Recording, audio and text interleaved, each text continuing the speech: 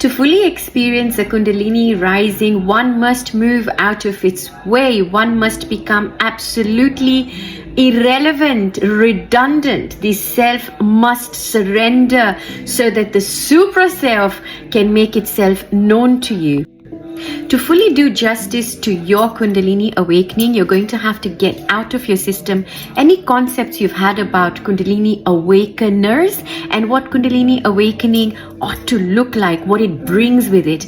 And if you do have any perception, any conception, any philosophy, anything that's tied into a Kundalini awakening and you feel like you're experiencing one, either you're going to try to fit it into the kind of Kundalini awakening that you most associate yourself as being an authentic Kundalini awakening and therefore denying the very essence of your own Kundalini awakening, or that you're not even having a Kundalini awakening but that you're on a path that is eventually probably going to take you to that and your Kundalini might have just stirred.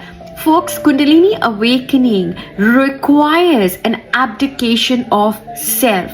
You literally have to go through a complete annihilation of any concepts that you hold about Kundalini, that you hold about life, that you hold about existence, that you hold about yourself, so that absolutely any isms, any philosophies, any way of being, anything that has been there before completely dismantles, deconstructs, taking you to a completely unknown level which cannot be perceived through the mind. Therefore, if you're going to try to make it a mental exercise and to understand the Kundalini awakening as a concept or even as a phenomena, folks, then all you're going to be doing is limiting what is the very essence of life inside of you. It may want to show itself to you in a different way, but because we want it to fit in a particular way, we might even deny ourselves things like a craving or things like even using flower essences, things that we may not consider as being the norm, but because we feel that no, that's how it should be and that's how it has been for some,